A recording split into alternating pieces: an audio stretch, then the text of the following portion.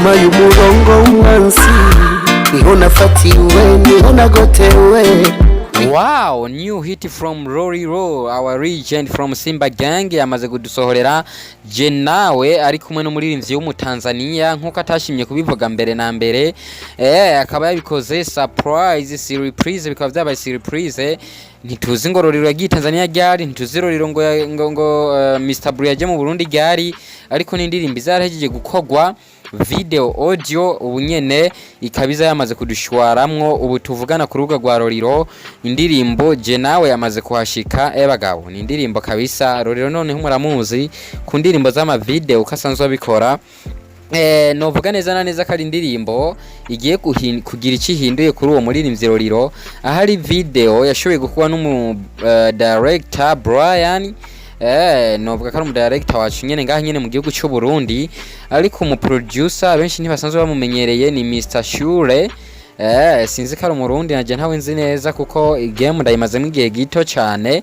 Mr Shure niko nabibonye, sinzi ko ari umurundi, sinzi ko ari umutanzania, mugabo kikozwe gose turumva kari indirimbo iri ku rwego kandi igiye gufasha ikintu kinini cyane muri career y'umuziki w'u Burundi no ku muririmbyi Lolilo. Indirimbo rero ikaba yamaze gusohoka, twarabonye amapicha menshi. Lolilo umenga ari kwiginga umukuntu yari kari gukuna ashobora gukingira umukunzi wiwe mu ndirimbo Jenawe bariko baramumutwara.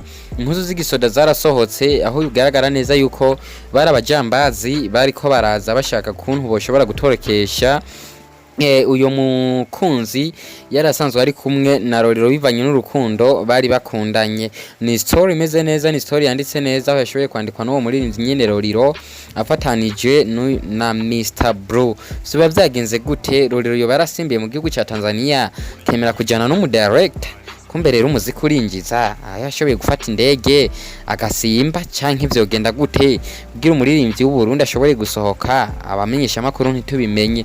Mbega Lolilo Mr Bru yo barashoboye kuza mu Burundi canke ivyo bavyagenze gute? Abenshi bariko baribaza yuko ari indirimbo y'igihe kirekire, ari indirimbo yoba yakozwe igihe Lolilo aheruka muri Tanzania agiye gushutinga indirimbo ari kumwe na Alkiba, ariko nta buhakika tubufitiye, nta vyemeza tubifitiye. Birashika kuko abasani bafise inzira nyinshi bashobora gucishamwe ibintu kugira bishobore kugira umurongo umeze neza mu gihe baba barimwo, bivanye n'ivyo baba bariko bariyumvira ukuntu bashobora gucira inzira umuziki baba bariko bariyumvira. Ntituzi ko ari Lolilo yo barashoboye gusimbira Tanzania canke kari Mr Bru yo barashoboye kuza hano mu gihugu cy'u Burundi. Reka sena kwicisha amajambo, ahubwo ndagusaba gusimbira ku rubuga rwa Lolilo yadushibandanye dusupportinga nkuko twabikoze kuri Magic Mirror ari kumwe n'umuririmbyi wo muri Tanzania nyene Alkiba. Nubu tubimukorere, dukora amapartage menshi ashoboka, dukore twandika ama comment, dukora ama abone. Nta nukuntu numva no bivuga ishigikiro arayikwiye kuko ni video gerageje kuraba isa ni yamutwaye uburyo bwinshi.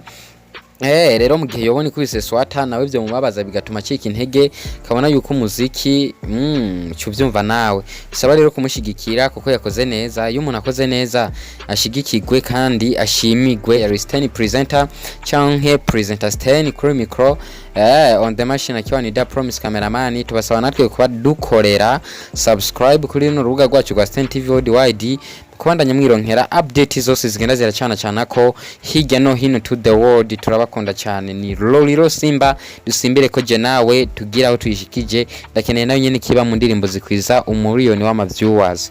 Respect to all Burundian fans of Burundian music.